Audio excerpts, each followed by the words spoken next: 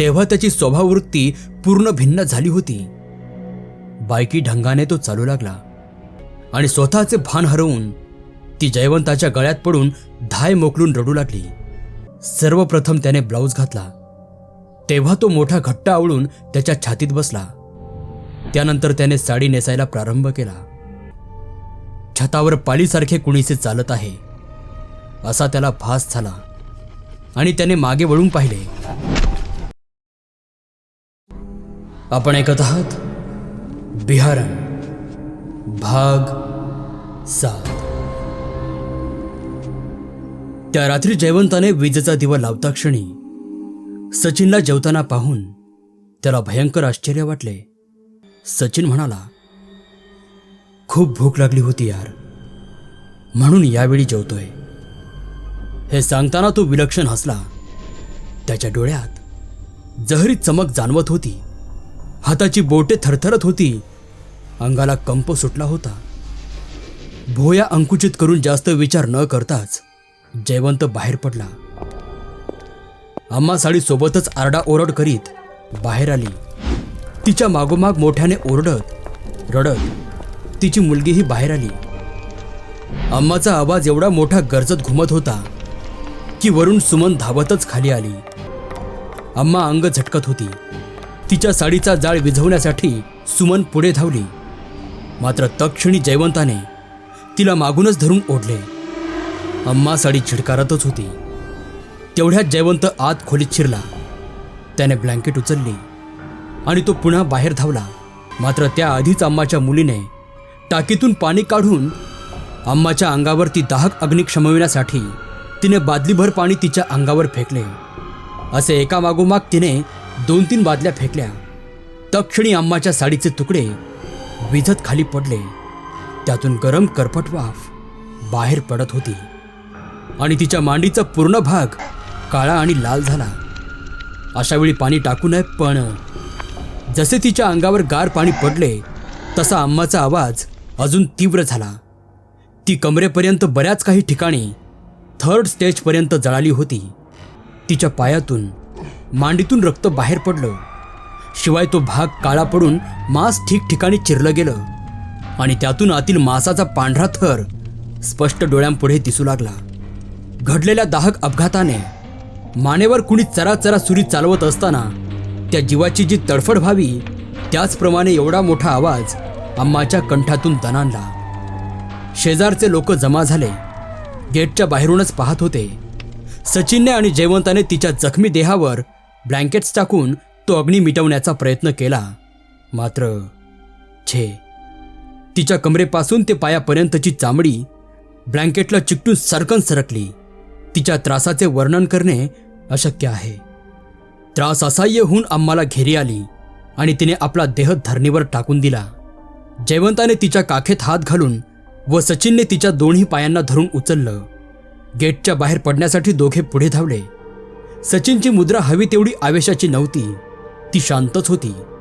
मात्र जयवंत, सुमन आणि अम्माची मुलगी ह्या तिघांच्या डोळ्यांना अश्रुधारा लागल्या. लगबगीने घाई करत असताना आरडाओरडा चालला होता.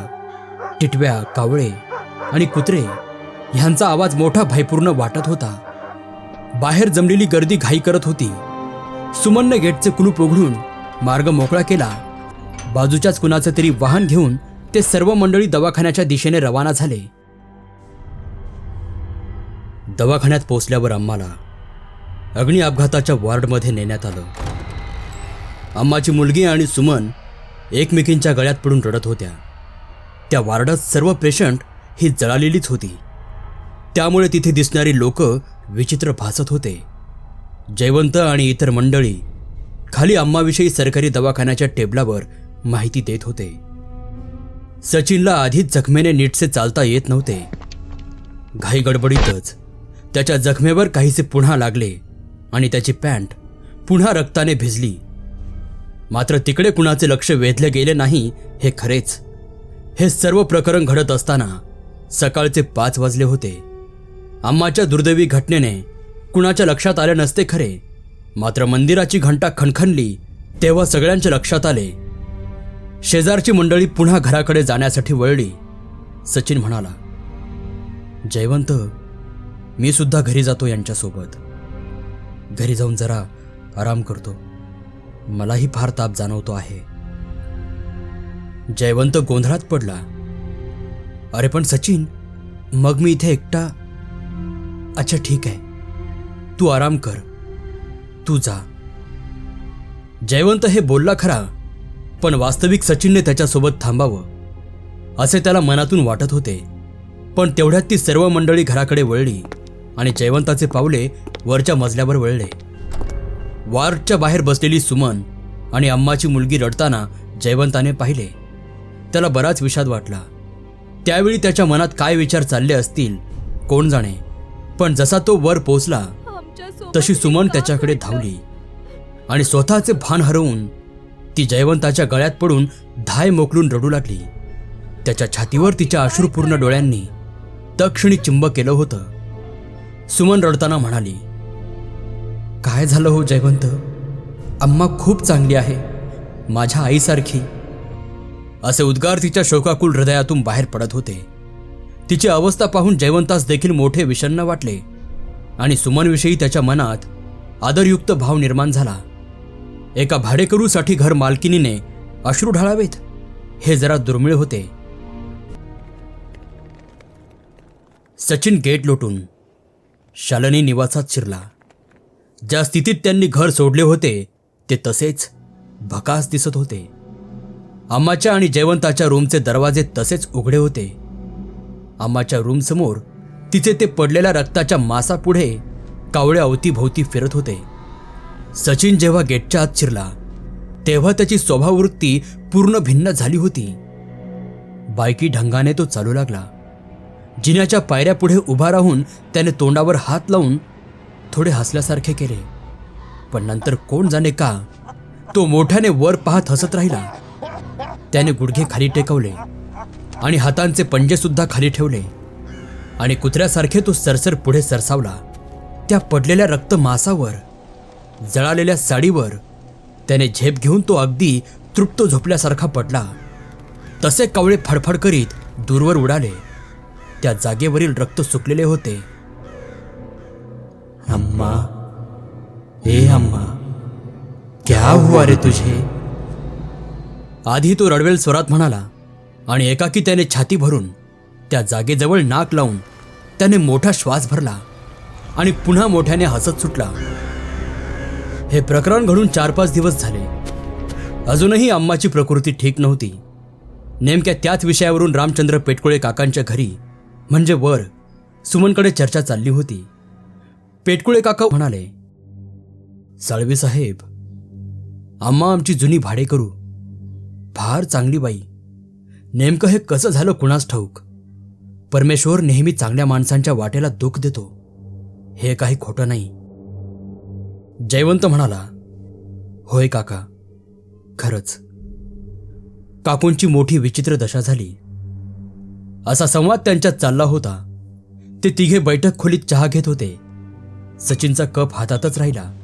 तो भिंतीवर सुमनच्या पतीचा म्हणजे मनोजच्या फोटोकडे पाहत होता. त्यात मनोज रुबाबात हसत होता. त्याच्या फोटोकडे एकटक पाहत सचिनची जशी दातखिळीच बसली. त्याचे डोळे लालसर झाले. त्यातून अश्रुधारा यायला सुरुवात झाली. त्या फोटोकडे पाहून सचिनच्या देहात असलेल्या बिहारणला काय झाले होते कोणास ठाऊक. काहीतरी गूढ खचितच असले पाहिजे. जयवंत म्हणाला, सचिन, काय रे, काय झालं? सचिन, काय पाहतोस? रडतोयस का? भानावर येऊन सचिन म्हणाला, अरे काही नाही, माझ्या आईची आठवण आली. अम्माच्या जागी मी माझी आईच आठवून पाहिलं म्हणून डोळ्यात पाणी आलं. हॉलमध्ये शांतता राहिली. पेटकुळे काकांना काय बोलावं हे समजलं नाही. चहा घेऊन ते खाली रूममध्ये आले. सकाळी 9 वाजता जयवंत बँकेत जायला निघाला तेव्हा सचिन गेम खेळतच म्हणाला, जयवंत, येताना नॉनव्हेज घेऊन येशील का? जयवंत विस्मयचकित होऊन त्याच्याकडे पाहू लागला. कारण अम्माच्या प्रसंगाचे दुःख अजून होतेच आणि त्यात आत्ता हा सकाळी तिच्यासाठी रडला होता ना, मग लागलीच जिन्नसीचे पदार्थ खायचे. एका व्यक्तीमध्ये एवढा बदल. जयवंत म्हणाला, अरे पण आज सोमवार आणि त्यात एकादशी. मोबाईल तसाच हातात ठेवून फक्त डोळ्यांच्या बाहुल्या जयवंताकडे फिरवून तो रुक्ष स्वरात म्हणाला, मग मी काय करू. चाचरत जयवंत उत्तरला, अरे म्हणजे नाही तसं नाही, पण आपण सोमवारी खात नाही ना. जयवंत, तू आण. एवढे उत्तर करून तो पुन्हा गेम खेळत राहिला. जयवंत बाहेर पडला तो विचारातच. इकडे जयवंत जाताच सचिनने दरवाजा लावून घेतला. त्याने सुटकेसमधले सर्व वस्त्रे काढून घेतले. काळजाशी घट्ट आवळून तो त्या कपड्यांचा वास घेत होता. त्याने आपले सर्व वस्त्र सोडले आणि सुटकेसमधले कपडे अंगात घालायला सुरुवात केली. सर्वप्रथम त्याने ब्लाऊज घातला. तेव्हा तो मोठा घट्ट आवळून त्याच्या छातीत बसला. त्यानंतर त्याने साडी नेसायला प्रारंभ केला. एखाद्याने ते दृश्य पाहिले असता त्याला कधीच असे जाणवले नसते की सचिन आज पहिल्यांदा साडी नेसत आहे. जसे रोजच्या सवयीमधले त्याचे हे काम होते. त्याने ओठात टाचपिन धरली आणि निर्या बारकाईने त्याने एक एक करून पोटाच्या भागात खोवल्या आणि अत्यंत आल्हादाने त्याने पदर खांद्यावर सोडला. विलक्षण हसून तो टेबलाजवळ जाऊन बसला. एकावर एक पाय टाकून त्याने छोट्याशा आरशात पाहायला सुरुवात केली. तेव्हा त्याचे रूप अत्यंत भेसूर वाटत होते. कधी डोळे घट्ट दुधासारखे पांढरे दिसत, तर कधी काळे कुट्ट वाटत. एकावेळी त्या आरशात सचिनचा चेहरा दिसे, तर कधी बिहारांचा मूळचा चेहरा दिसे. सुटकेसमधून पैंजण काढून त्याने पायात घातले आणि सोबतच बांगड्या हातात घातल्या आणि त्याच्यात विश्वात तो हरवून गेला. संध्याकाळ होताच जयवंत रूमवर परतला. दार उघडेच होते. हातातले पार्सल त्याने टेबलावर ठेवले. सचिन भिंतीकडे चेहरा करून एका कुसावर झोपलेला होता.